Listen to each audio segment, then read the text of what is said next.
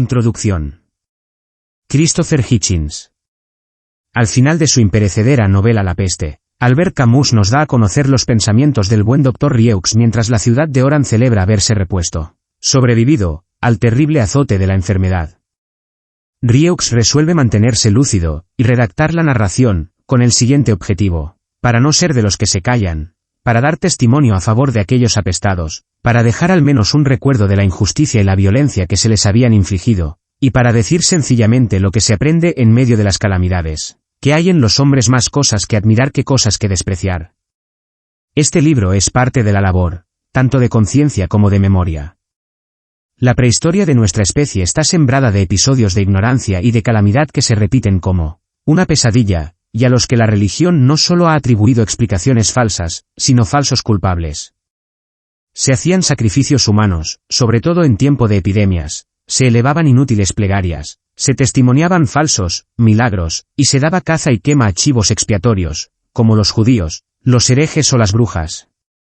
Los hombres de ciencia, raciocinio y medicina eran pocos, y bastante tenían con mantener intactos sus bibliotecas y laboratorios, por no decir sus vidas. Naturalmente, una vez pasado el mal, se organizaban ceremonias no menos estúpidas de agradecimiento histérico, buscando el favor de las deidades autóctonas. Oyendo los gritos de alegría que subían desde la ciudad, Rieux se acordó de que aquella alegría siempre estaba amenazada.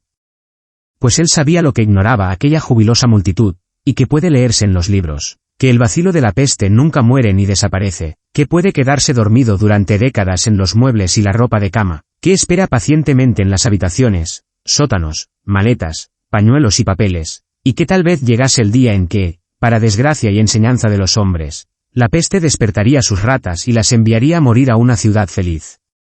A los no creyentes siempre nos dicen lo mismo, que está pasado de moda despotricar contra las sandeces y crueldades primitivas de la religión, puesto que a fin de cuentas vivimos en una época ilustrada, donde ya no queda nada de las antiguas supersticiones. En 9 de cada 10 conversaciones con un eclesiástico, este no nos habla sobre dogmas de certeza religiosa, sino que aporta ejemplos de labor caritativa o humanitaria por parte de personas religiosas, lo cual, naturalmente, no dice nada del propio sistema de creencias. Será verdad que la nación del Islam de Louis Farrakhan consigue apartar a los jóvenes negros de los estupefacientes, pero eso no quita que el Hanoi sea una organización racista de chalados. Y jamás, que tiene colgados los protocolos de los sabios de Sion en su web. ¿No se ha hecho conocida por sus servicios sociales? Personalmente, mi respuesta siempre es un desafío. Que se me nombre una sola declaración o acción éticas de un creyente que no pudiera haber hecho un no creyente. De momento nadie ha recogido el guante. Lo curioso es que si pides a tus oyentes que citen una declaración o acción malvadas directamente atribuibles a la fe religiosa, a nadie le cuesta encontrar ejemplos. No, está claro que los vacilos siempre acechan en los viejos textos, y que están latentes en la teoría y práctica de la religión. Esta antología pretende identificar y aislar esos vacilos con mayor precisión, así como reivindicar al Dr. Rieux por haber dado preferencia a quienes, en el pasado y en la actualidad, han contrapuesto siempre la ilustración a la ruina, el testimonio de lo que había sido necesario hacer, y que sin duda deberían hacer de nuevo, contra el terror y su incansable arma, a pesar de sus desgarros personales, todos los hombres que, sin poder ser santos, y rechazando admitir las calamidades, se esfuerzan con todo en ser médicos. Escribo estas líneas el 4 de julio de 2007, aniversario de la proclamación de la primera república laica del mundo. Como pondrán de manifiesto las siguientes páginas, los autores de la Declaración de Independencia eran hombres de temperamento ilustrado, muy conscientes de que la religión, por citar a William Blake, podía ser una cadena forjada por la mente.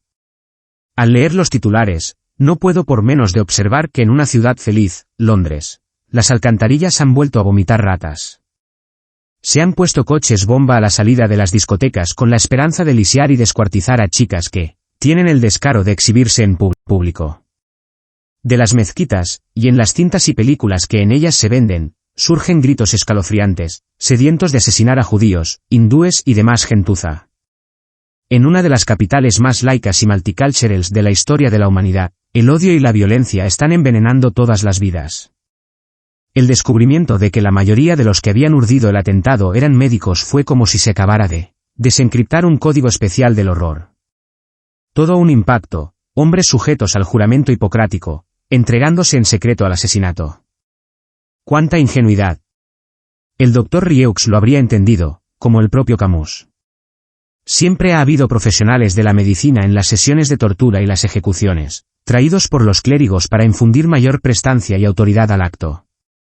Los peores criminales de la solución final eran médicos que vieron la oportunidad de hacer experimentos nauseabundos. Ninguno de ellos fue amenazado por la Iglesia con la excomunión. Para correr un riesgo tan terrible habrían tenido que asistir a la interrupción de un embarazo no deseado. Actualmente, los que se arrogan el permiso de destruir vidas ajenas solo tienen que decir que gozan del permiso divino para que las autoridades religiosas excusen sus actos por escrito, en textos y a través de eufemismos que a menudo se publican en la prensa respetable. Un ejemplo particularmente repulsivo fue el del doctor y asesino Berek Goldstein y sus apologistas, recogido más adelante en este libro. Resulta que el mismo fin de semana en que se descubrían los planes de atentar con coches bomba en Londres y Glasgow, el norte de Inglaterra fue asolado por inundaciones que dejaron sin casa a miles de personas. La Iglesia anglicana no tardó en acudir en ayuda de los afectados. Se trata de un veredicto firme y claro, anunció el obispo de Carlisle, debido a que el mundo ha tenido la arrogancia de ir a la suya. Estamos recogiendo los frutos de nuestra degradación moral. Entre la lista de posibles transgresiones, el señor obispo, que dispone de fuentes de información a las que el resto no tenemos acceso, seleccionó las iniciativas jurídicas de los últimos tiempos para dar más derechos a los homosexuales, de las que dijo que nos colocaban en una situación en la que podemos ser sometidos al juicio de Dios, cuyo objetivo es que nos arrepintamos. Muchos de sus colegas en la cúpula eclesiástica, incluido alguien de quien se ha hablado como posible arzobispo de Canterbury, coincidieron en que la culpa de las inundaciones, que solo afectaron una parte geográfica del país, la tenían las preferencias sexuales. He elegido este ejemplo porque la mayoría de la gente estaría de acuerdo en que la comunión anglicana/episcopaliana es una de las instituciones religiosas más moderadas y humanas de nuestros días. Pero, ¿quién dijo lo siguiente, y cuándo, en referencia a la posibilidad de un holocausto nuclear? Su peor consecuencia sería arrebatar en un solo momento de este mundo a un gran número de personas, y llevárselas a ese otro mundo más vital al que de todos modos deben acceder tarde o temprano. No fueron Rafsanjani ni Ahmadinejad, que se han refocilado públicamente en la idea de que el Islam podría sobrevivir a una guerra nuclear, a diferencia del Estado judío, sino el dulce y apocado arzobispo de Canterbury, Geoffrey Fisher, en declaraciones de no hace muchos años, y en cierto modo, aunque respondamos a su estupidez con risas o abucheos, habría faltado a su fe expresando otra opinión. En términos religiosos, admitir que una catástrofe termonuclear equivaldría al final de la civilización y de la biosfera sería blasfemo y derrotista. Todas las religiones llevan en lo más profundo la necesidad de anhelar el fin de este mundo, y el ansiado momento en que todo se revele y se separen las ovejas de las cabras, o cualquier otra analogía desértica de la edad del bronce que se juzgue adecuada. En Papúa y Nueva Guinea, donde, como en la mayoría de los climas tropicales, no hay ovejas, los cristianos usan el animal más preciado por los habitantes del país, y se refieren a la congregación como cerdos. Grey, rebaño, ¿qué más da? Contra esta escatología de locos, con su pulsión de muerte y su profundo desprecio de la actividad mental, los ateos siempre han alegado que este mundo es lo único que tenemos, y que nuestro deber para con el prójimo es mejorarlo todo lo posible. Esta irreprochable conclusión no puede compaginarse con el teísmo. Por seguir un momento con las comparaciones animales, los dueños de perros se habrán dado cuenta de que si les das comida, agua, techo y cariño, creerán que eres Dios, mientras que los dueños de gatos no tienen más remedio que observar que si les das comida, bebida, techo y afecto, llegan a la conclusión de que ellos son Dios. Puede que a veces los gatos compartan con sus dueños las vísceras frías de una de sus víctimas, pero eso es lo mismo que haría un Dios de buen humor. Pues bien, la religión tiene elementos caninos y felinos. Requiere servilismo y abyección en grado máximo, y exige que nos veamos como seres concebidos y nacidos en pecado, en deuda con un creador severo, pero a cambio nos sitúa en el centro del universo, y nos asegura que somos los destinatarios de un plan celestial. Es más, hasta es posible que quien haga las propiciaciones necesarias descubra que la muerte no es tan fiera como la pintan, y que en su caso puede haber una excepción a las normas de la aniquilación física.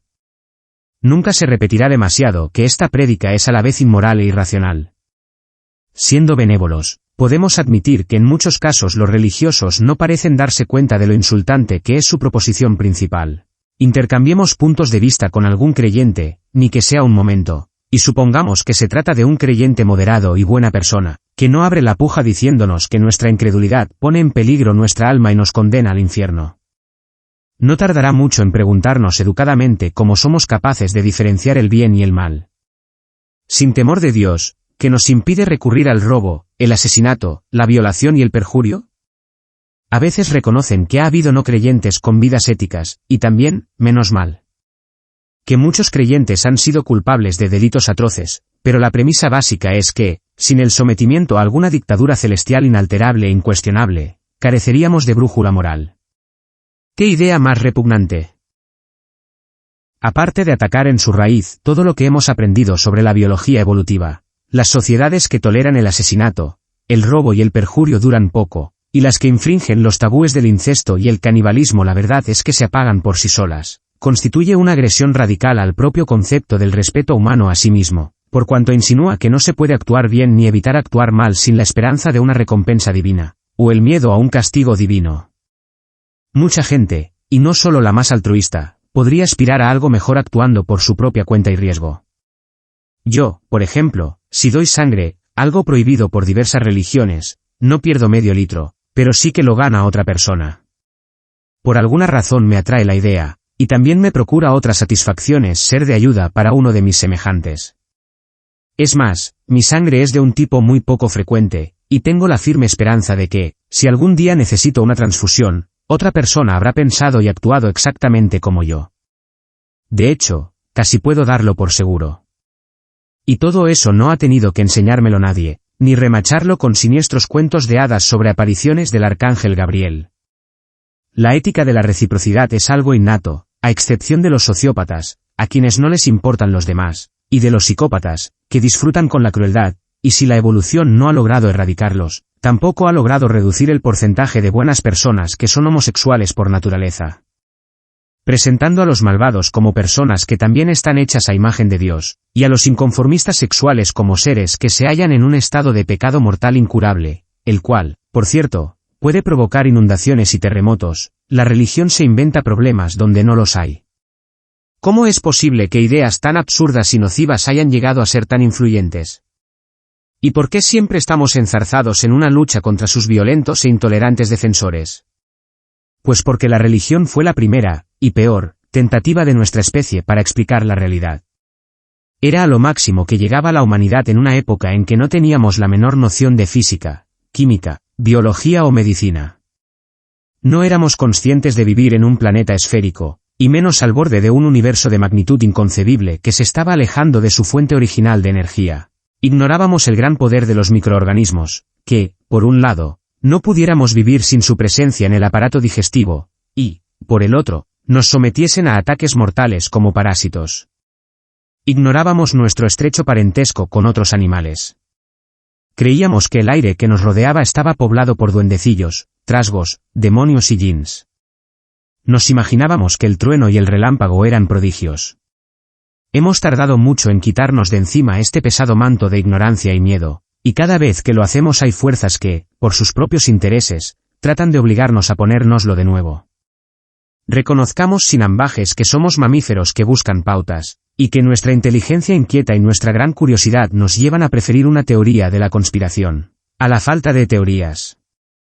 La religión fue nuestro primer escarceo con la filosofía, del mismo modo que la alquimia fue nuestro primer escarceo con la química, y la astrología nuestro primer escarceo con la comprensión del movimiento de los cielos. Personalmente, soy partidario del estudio de la religión, primero porque la cultura y la educación implican respeto a la tradición y sus orígenes, y segundo porque algunos de los primeros textos religiosos figuran entre nuestros primeros escarceos literarios. Pero si la religión insiste tanto en los fenómenos celestes extraños, y en otros menos cuantificables como los sueños y las visiones, es por algo. Todo ello satisface nuestra estupidez innata, así como nuestra disposición a dejarnos convencer, pese a todas las pruebas en contra, de que si somos el centro del universo, y de que todo está dispuesto pensando en nosotros. Este penoso solipsismo se puede rastrear en todos los argumentos que rechazan, cada vez más desesperadamente, las interpretaciones propuestas por las escuelas de Darwin y Einstein. Ahora disponemos de explicaciones mejores y más sencillas del origen de las especies y del universo. Más sencillas, solo porque son comprobables y coherentes, no porque no sean muchísimo más complejas. Bueno, vale, objeta el creyente, supongamos, ya era hora. Que son ciertos los registros de la evolución natural, y los datos de Hubble acerca del Big Bang. ¿No es la demostración de que el creador de todo lo que existe aún era más ingenioso de lo que pensábamos? Trataré de poner fin a la triste vida de este argumento con la ayuda de otras personas que serán citadas in extenso a lo largo del libro. Supongamos que es cierta la premisa de los religiosos, la de que alguien, o algo, estuvo presente en la creación, y que dio la orden para que explotase la materia, y para que más tarde empezara el proceso evolutivo sobre nuestro planeta. No entremos en que esta premisa es imposible de demostrar. Reconozcámosla de todos modos. A fin de cuentas, tampoco se puede refutar con contundencia, ni esa, ni ninguna otra premisa que no se apoye en pruebas. La persona religiosa sigue teniendo todo el trabajo por delante. ¿En qué autoridad puede pretender basarse para demostrar que la separación original de la materia fue desencadenada con el objetivo de incidir miles de millones de años más tarde en la vida de un planeta minúsculo, una simple mota al borde de nebulosas en rotación, y entre la extinción de innumerables otros mundos? ¿Cómo demostrar que quien trazó este inmenso, inconcebible plan tenía en mente la lerda figura del obispo de Carlisle, que, báculo de pastor en mano, relaciona la vida sexual de sus parroquianos con el clima? Otra pregunta, para la que habrá que reducir la escala en varios órdenes titánicos de magnitud. Teniendo en cuenta que como mínimo el 98% de las especies de este planeta diminuto solo dieron unos cuantos pasos vacilantes antes de sucumbir a la extinción, ¿cómo se justifica el postulado de que toda esta desaparición masiva, salpicada de vez en cuando por grandes explosiones vitales, como la del Cámbrico, también tenía como única finalidad nuestra presencia? ¿No es un poco raro que la religión, que tan constantemente nos incita a adoptar una modestia casi masoquista ante el Señor, aliente una forma tan extrema e inaceptable de egocentrismo y autoestima? Tratando de adaptarse a los descubrimientos que con tanta crueldad había intentado prohibir y reprimir, lo único que ha conseguido la religión es reformular las mismas preguntas que ya se cuestionaron en otras épocas. ¿Qué clase de diseñador o creador es ese, tan derrochador, caprichoso e impreciso? ¿Qué clase de diseñador o creador es ese, tan cruel e indiferente? Pero, sobre todo, ¿qué clase de diseñador o creador es ese, que solo decide rebelarse a campesinos medio alelados de regiones desérticas?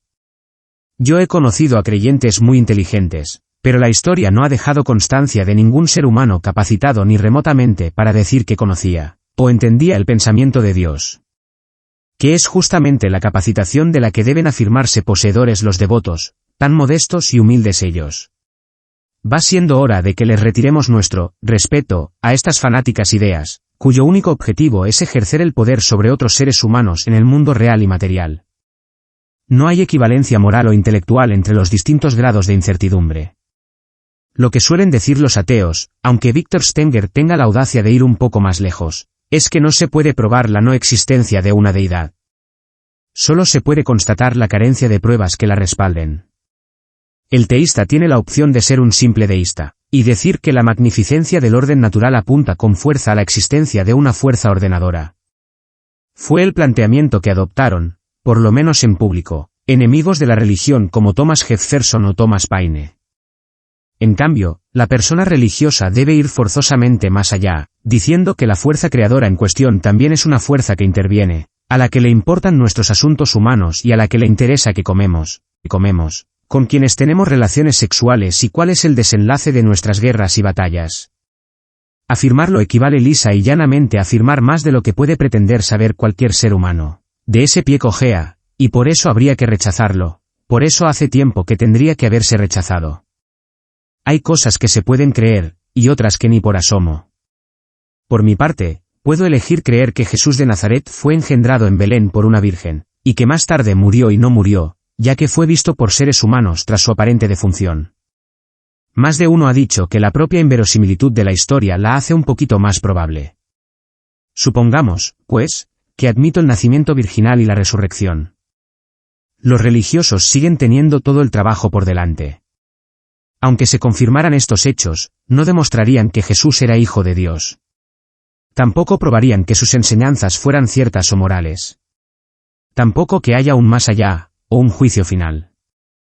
Del mismo modo, si se verificasen sus milagros, quedaría como uno de tantos chamanes y magos, muchos de ellos presentes en el Antiguo Testamento, que al parecer eran capaces de obrar prodigios por arte de hechicería.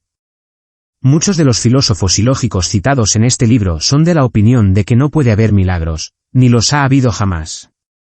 Según el planteamiento de Albert Einstein, que muchos se emperran en considerar deísta, el milagro es que no haya milagros ni ninguna otra interrupción de un maravilloso orden natural. No es una cuestión que admita medias tintas. O la fe es suficiente, o hacen falta milagros para convencer a las personas, predicadores incluidos, cuya fe, de otra manera, no sería bastante fuerte. A mí, personalmente, no me convencería presenciar una cura milagrosa, o un conjuro, aunque pudiera darles crédito, y aunque no conociera a nadie capaz de reproducir tales prodigios sobre el escenario, conozco a algunos, y lo hacen. He aquí, sin embargo, algo en lo que no puede creer nadie. La especie humana lleva existiendo como Homo sapiens al menos 150.000 años. No discutamos sobre el número exacto, un solo instante en términos evolutivos, pero una larga historia desde el punto de vista de los primates con cerebros e imaginaciones de un tamaño como el que podemos aducir nosotros.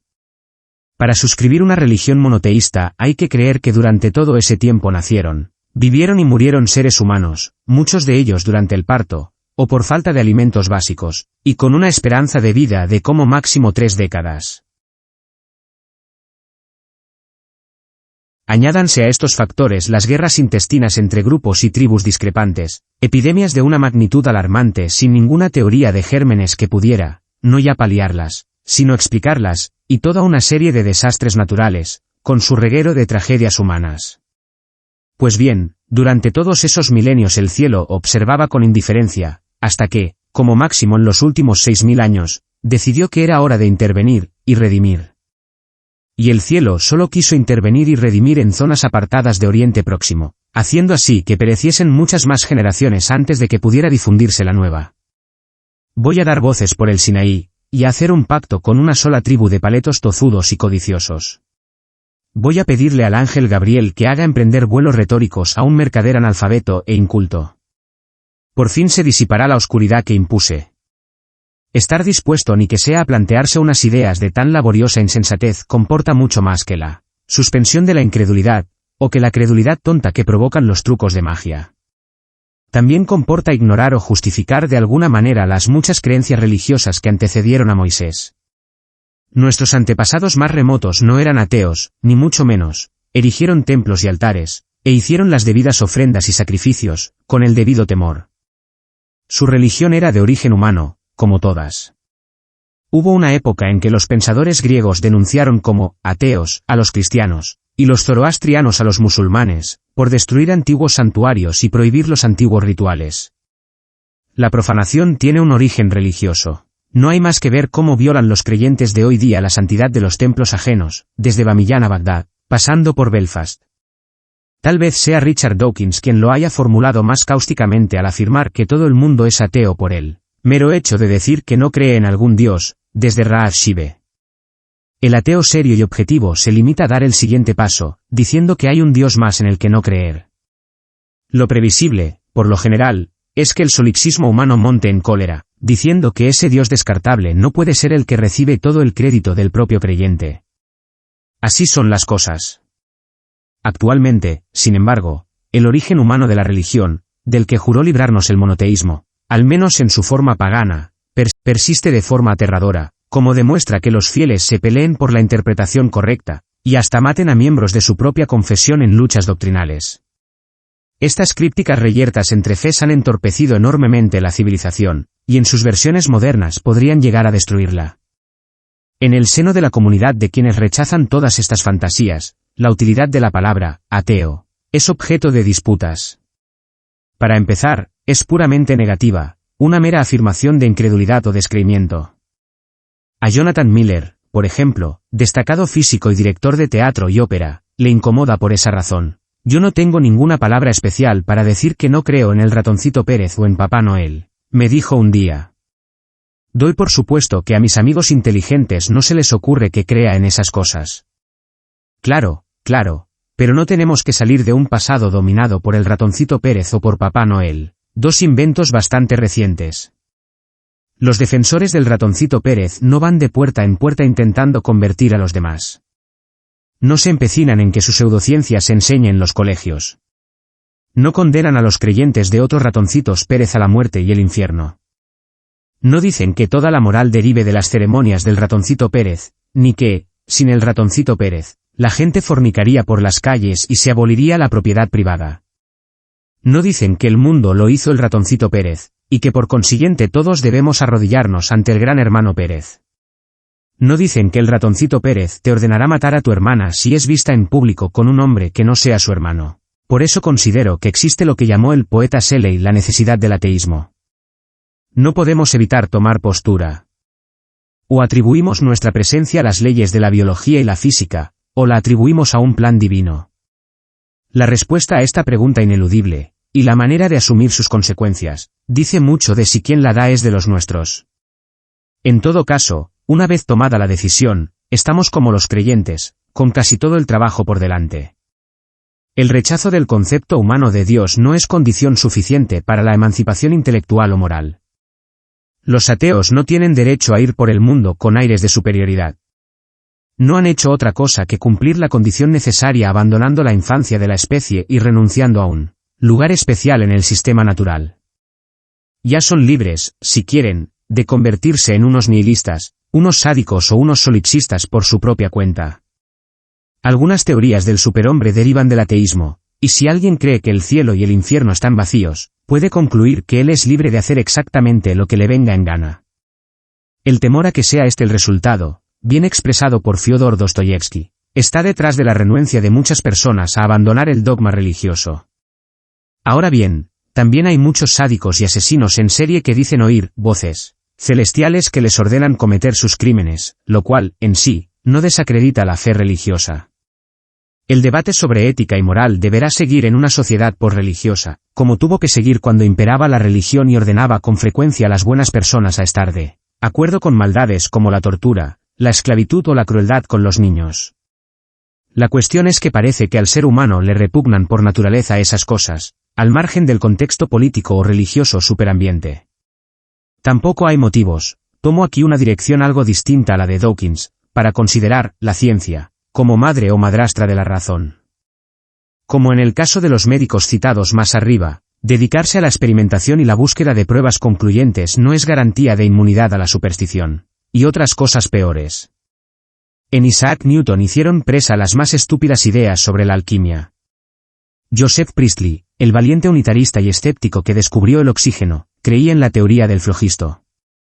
Alfred Russel Wallace, uno de los mayores colaboradores y progenitores de Darwin, acudía con asiduidad a sesiones de espiritismo donde se hacían aparecer engañosamente ectoplasmas, para entusiasmo de bobos. Actualmente todavía hay científicos, pocos, todo se ha dicho, convencidos de que sus descubrimientos son compatibles con la fe en un creador. Tal vez no puedan establecer una relación lógica entre lo uno y lo otro, ni pretendan hacerlo, pero demuestran la extrema tozudez con la que personas inteligentes se aferran a opiniones sin fundamento. En todo caso, no cabe duda de que la forma original de tiranía del hombre sobre el hombre, y del hombre sobre el pensamiento del hombre, a veces llamada totalitarismo, era teocrática, y nunca se derrotará del todo el absolutismo o la arbitrariedad si no se tiene la lucidez de rechazar a cualquier dictador cuya autoridad se base en lo sobrenatural. Yo mismo he intentado formular una postura que he llamado antiteísta. A fin de cuentas, hay ateos que dicen que les gustaría que fueran verdad los mitos, pero que no pueden suspender la incredulidad como es debido, o bien les entristece haber renunciado a la fe. Mi respuesta es la siguiente: a quien le parece deseable la existencia de un despotismo celestial permanente e inalterable que nos someta, una vigilancia continua, pueda condenarnos por delitos de pensamiento, y nos considere como su propiedad privada incluso después de nuestra muerte? ¿Cuánto debería alegrarnos la idea de que no haya una sola prueba respetable en apoyo de tan horrible hipótesis? ¿Y cuánta gratitud deberíamos sentir hacia nuestros predecesores que repudiaron esta negación absoluta de la libertad humana? Mucho antes de Darwin, Einstein, y hasta Galileo, hubo mucha gente que no se dejó engañar por lo que decían los rabinos, los curas y los imanes. Antiguamente, este rechazo solía exigir un valor extraordinario. Espero que las siguientes páginas den a conocer al lector a algunos de quienes manifestaron esta virtud. Creo que el conocimiento de esos pensadores también contribuirá a disipar otra objeción al ateísmo. A veces se dice que no creer en un despotismo celestial temible y tentador convierte la vida en algo árido, tedioso y cínico, un mero existir sin ningún tipo de consuelo, ni de conciencia de lo luminoso y lo trascendental. Tonterías. Para empezar, se incurre en un error evidente. Es como decir que no deberíamos creer que somos una especie animal con componentes defectuosos y una duración reducida, tanto en nuestro caso como en el del planeta, porque las consecuencias de creerlo podrían resultarnos desagradables o vergonzosas. ¿Hay algo que ponga más de manifiesto los efectos perniciosos de negarse a ver la realidad? No puede haber una postura ética seria que se base en no querer ver las cosas, o en negarlas porque sí, aunque eso no significa que debamos mirar constantemente hacia el abismo. Es curioso, pero solo la religión ha pretendido que lo hagamos obsesivamente. Partiendo de la base, ¿cómo reconoce implícitamente esta objeción religiosa, de que para el ser humano vale la pena vivir? Se puede luchar contra este pesimismo natural mediante el estoicismo y el rechazo de las ilusiones, a la vez que se embellece el panorama con alguna de las siguientes cosas. Están las bellezas de la ciencia y las maravillas extraordinarias de la naturaleza. Están el consuelo y la ironía de la filosofía.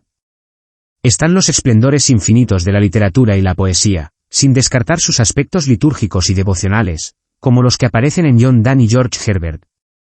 Está el formidable recurso al arte, la música y la arquitectura, sin descartar tampoco en este caso los elementos que aspiran a lo sublime. En todas estas actividades, cada una de las cuales daría para toda una vida, se puede encontrar un sentido del sobrecogimiento y la magnificencia que en absoluto dependen de ninguna invocación a lo sobrenatural.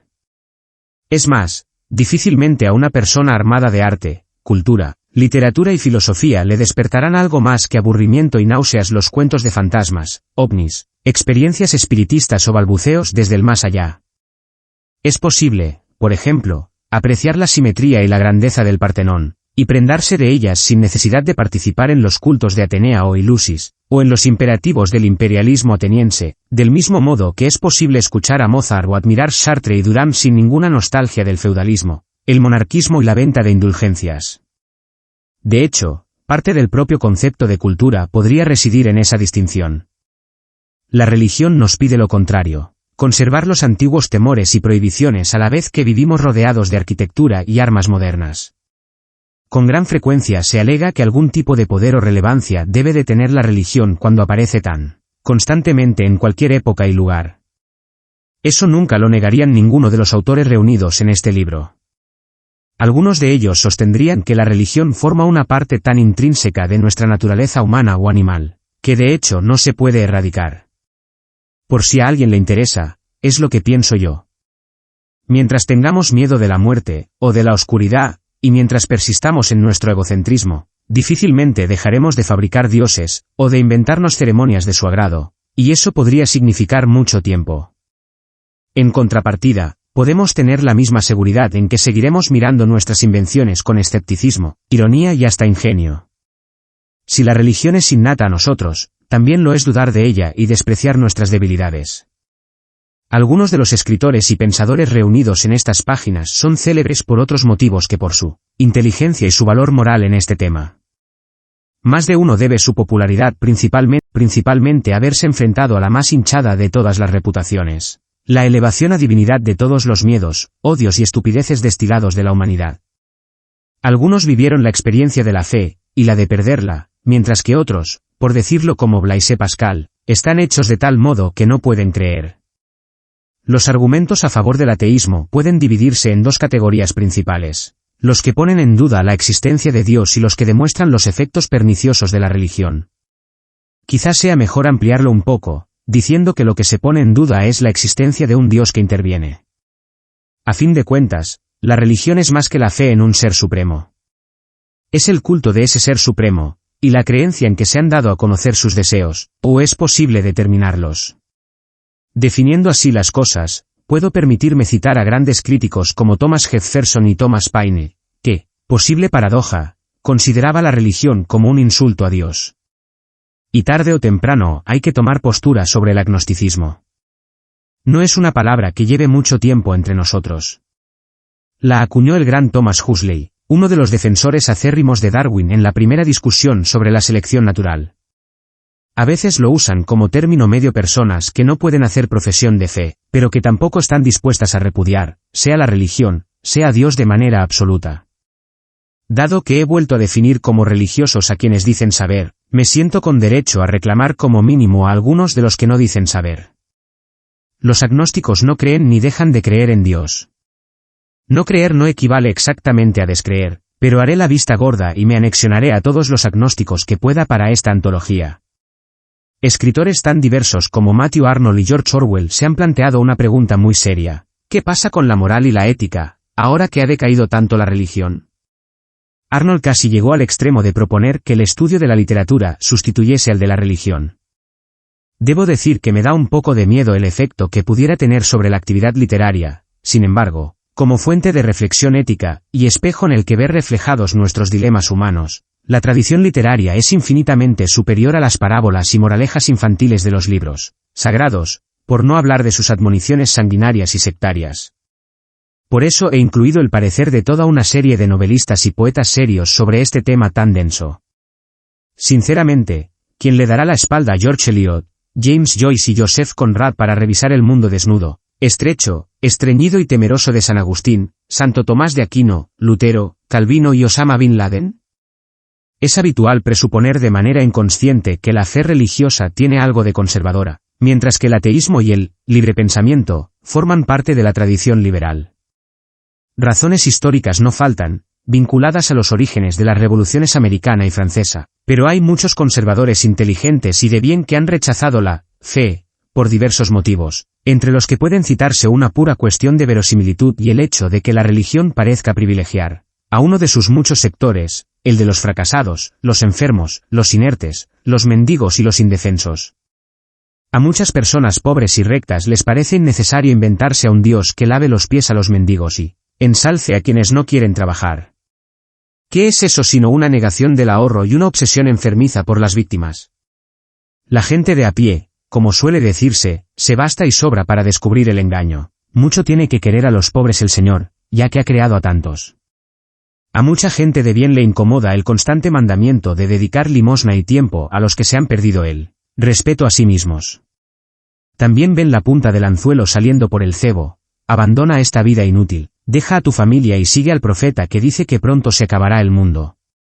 Este mandamiento, sumado a un si no explícito o implícito, repugna a muchos conservadores que creen en valerse por sí mismo y en la integridad personal, y que desconfían de la caridad. Les repugna igual que repugnaba a los primeros socialistas, a quienes no les parecía que la pobreza fuese un ideal o un estado romántico o noble. Por último, quiero tratar el tema del sexo. Si hay algo que demuestre que la religión no solo es de origen humano, sino masculino, es la repetición incesante de normas y tabúes sobre la vida sexual. Se trata de una enfermedad muy extendida, desde la extraña obsesión por la virginidad y el canal unidireccional del parto por el que son dados a luz los profetas, hasta la mezcla de asco y de fascinación que despierta la homosexualidad, y la supuesta preocupación por los niños, que lo pasan peor en manos de los fieles que cualquier otro grupo, sin olvidar el horror a la sangre menstrual. La mutilación genital masculina y femenina, el miedo que se mete a los niños con horribles ficciones sobre la culpa y el infierno, la descabellada prohibición de la masturbación. La religión nunca podrá hacer olvidar la vergüenza de la que se ha manchado a este respecto durante generaciones, como tampoco podrá purgar su culpa por destrozar las fases formativas de unas vidas muy valiosas. Una de las cosas por las que se salva la naturaleza humana, si se me permite formularlo así, es su sentido del humor. Muchos escritores y testigos conscientes del vínculo entre represión sexual y fervor religioso han logrado huir de su funesta influencia, y rescatar de ella a otras personas, por la vía del ingenio. De hecho, gran parte de la religión induce a risa de una manera tan inmediata que, desde Voltaire a Bertrand Russell y Chapman Cohen, los escritores se lo han pasado en grande a su costa. En nuestros propios días, el humor de científicos como Richard Dawkins y Carl Sagan ha puesto en ridículo el hecho de que el creador de la impresión de no saber, y no digamos entender, que ha creado. Parece que los dioses no conozcan a ningún otro animal que los que cuidan sus adoradores inmediatos, e ignoren los microbios y las leyes de la física. La procedencia humana de la religión, obvia, por lo demás, y su origen masculino en lo que respecta al apego universal de las religiones a la dominación masculina, es una de las primeras cosas que llaman la atención.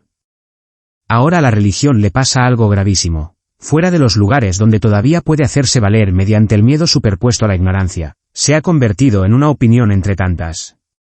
Se ve obligada a competir en el mercado libre de las ideas, y aunque luche por conservar la antigua ventaja de inculcar sus enseñanzas a los niños, por razones demasiado obvias como para tener que subrayarlas, debe someterse a un debate abierto y exponerse al libre análisis. En el verano de 2007 yo estaba en un estudio de Dublín, debatiendo con un portavoz laico de la Iglesia Católica Romana, que resultó ser el único cristiano creyente entre los 5 contertulios. Era un polemista de gran finura dialéctica, simpático y bastante modesto, que después del programa estuvo encantado de ir a tomar algo, y de repente me dio un poco de pena. En Irlanda, hace una generación, la Iglesia no se tenía que rebajar así. Solo con que levantase un poquito la voz, era obedecida de inmediato por el Parlamento, los colegios y los medios de comunicación. Podía prohibir el divorcio, la contracepción, la publicación de ciertos libros y la expresión de ciertas opiniones, y lo hacía. Ahora está desacreditada y en decadencia. Las doctrinas absolutas de antes ahora parecen ridículas. Pocas semanas antes del programa de radio al que me he referido, finalmente el Vaticano admitió que no existía el limbo, destino tradicional de las almas de los niños sin bautizar. La decadencia también tiene motivos locales, empezando por las repercusiones del escándalo de la violación de niños, pero la secularización de Irlanda forma parte de una ilustración más amplia, en la que ha echado raíces, y ha cobrado fuerza, la falta de fe bien argumentada. Gran parte de este éxito se debe a la existencia de libros, casetes y DVD accesibles y bien hechos sobre los triunfos de la ciencia y la razón, también, naturalmente, a que las personas civilizadas cada vez tienen más claro que el principal enemigo al que nos enfrentamos es de origen religioso. Abramos el periódico, o encendamos la tele, y fijémonos en qué hacen en Irak los partidos de Dios en su empeño de reducir lo que había sido una sociedad avanzada a los niveles de Afganistán o Somalia, los 2 últimos países donde han hecho y deshecho los partidos de Dios. Observemos la inquietante evolución del país vecino, Irán, donde los que creen en el regreso inminente de un ratoncito Pérez que recibe el nombre de 12º imán están reforzando sus discursos apocalípticos con la adquisición de armas capaces de destruir el mundo. También podemos mirar hacia la orilla oeste del Jordán, donde unos colonos mesiánicos tienen la esperanza de desencadenar a su manera el Armagedón robando tierras ajenas. Los principales partidarios a escala internacional de estos colonos religiosos, los fundamentalistas evangélicos de Estados Unidos, intentan simultáneamente enseñar pseudociencia embrutecedora en los colegios, criminalizar la homosexualidad, prohibir la investigación con células madre y tener expuesta la ley mosaica en los juzgados. Desde Roma, el Santo Padre propone como remedio recuperar la forma tridentina de la misa, históricamente antisemita, predicar con una mano la retórica de las cruzadas mientras capitula ante el islamismo con la otra, y sostener que son peores los condones que el SIDA. En Europa y América, la prensa, los teatros y las universidades tiemblan ante las exigencias de los fundamentalistas musulmanes, que no cejan ni un momento en su búsqueda de motivos para ofenderse. Vaya, que la ilustración de la que he estado hablando no avanza ni muchísimo menos en línea recta. En cambio, la alternativa se nos está dibujando con una nitidez extraordinaria. Con la esperanza de fortalecer y armar la resistencia a los guerreros de la fe, y a la fe en sí, es como se presenta, con todo el respeto, esta antología de combate contra el más antiguo enemigo de la humanidad,